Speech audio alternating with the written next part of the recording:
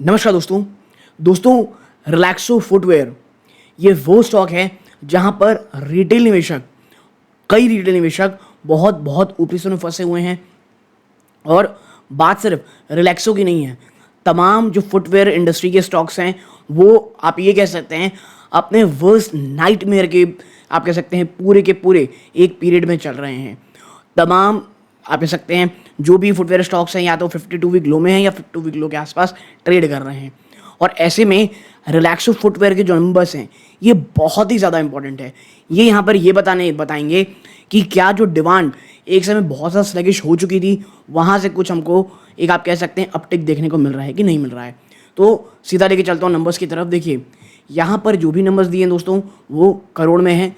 आप देखें, अगर हम इनकम देखें यानी purely revenue from operation 747 crore rupees आया है, जो एक साल पहले 764 करोड़ था। और याद रखिएगा purely year on year basis पे हमको देखना है, ठीक है। फुटवेयर स्टॉक्स हैं, ईयर ऑन ईयर बेसिस पे हमको इसमें कंपेयर करना है, कंपैरिजन। अदर इनकम 5 करोड़ रुपए रहा है, जो एक साल पहले मात्र 4 करोड़ रुपये था, 4.25 करोड़ के आसपास था। आप इन दोनों को जोड़ लें तो टोटल इनकम जो निकल के आएगी 752.27 करोड़, 750 करोड़ से थोड़ा सा और ऊपर है दोस्तों। एक साल पहले कितनी थी ये 769 करोड़ रुपीज़, यानी कि आपकी जो इनकम है उसमें गिरावट ही हुई है ईयर ऑन ईयर बेसिस में। अब क्वार्टर ऑन क्वार्टर बेसिस में देखेंगे तो वहाँ से तो जंप हमको दिखाई दे रही है। अब ये देखना होगा बाजार इसे किस तरह लेता है। क्या ये देखेगा कि भाई क्या लगता है शायद वर्स्ट जो होना था वो हो चुका है और यहाँ से आपको शायद एक अपटिक देखने को मिलेगी, इसे पॉजिटिवली लेता है। और स्टॉक प्राइस ऑलरेडी बहुत ज़्यादा गिरा हुआ है। आज इतनी भयंकर गिरावट के बावजूद अगर आप देखेंगे तो रिलैक्सो का जो स्टॉक है वो उतनी ज़्यादा गिरावट नहीं दिखाया है। ये ज़रूर से ज़रूर अपना व्यू मुझे कमेंट बॉक्स में बताइएगा कि आपको ये रिजल्ट कैसा लग रहा है और बाजार इसको किस तरह लेगा, इसका आपको क्या लगता है दोस्तों, ठीक है। अब ये तो हो गई आपकी टोटल इनकम। अब बात कर लेते हैं खर्चों की। खर्चों ने क्या स्थिति को संभाला है या और बिगाड़ा है।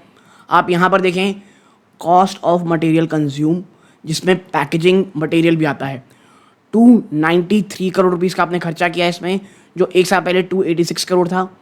आपकी इन्वेंट्रीज 23 करोड़ की पॉजिटिव इन्वेंट्री दोस्तों, 23,700 करोड़ की, 7.2 करोड़ की, जो एक साल पहले 60 करोड़ से ज़्यादा की, 60.71।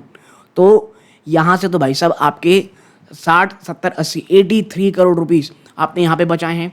Employ benefit expense 99.91, almost 100 crore है, आप ये कह सकते हैं।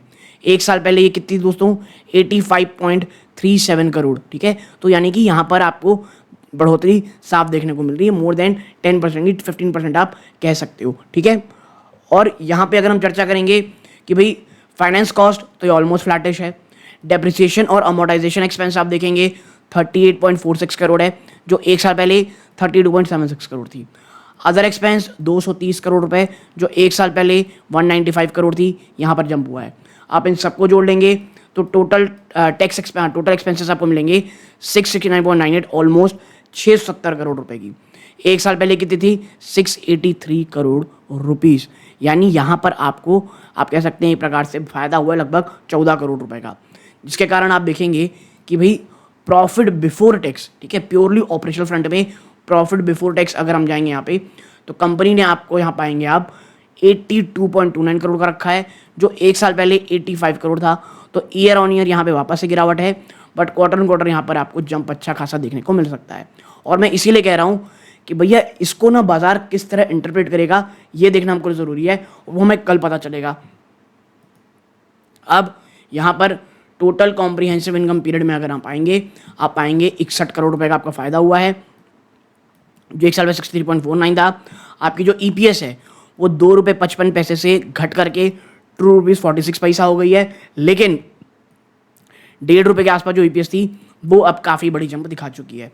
यानी कि ईयर ऑन ईयर बेस पे कंपनी ने यहाँ पे कमी दिखी। और देखिए इस नंबर को इतना ज़्यादा एम्फेसाइज मैं इसीलिए कर रहा हूँ क्योंकि बहुत सारे निवेशक और बहुत सारे कमेंट स्टॉक को लेकर के आते हैं, इसीलिए मुझे लगा कि रिजल्ट के ऊपर एक चर्चा तो करनी चाहिए अच्छे से। तो ये तमाम चीज़ें हैं और ऐसी तो कुछ और कोई एक्स्ट्रा चीज़ें नहीं, इन्फॉर्मेशन है नहीं जो आपको हमको कह सकते हैं देनी चाहिए।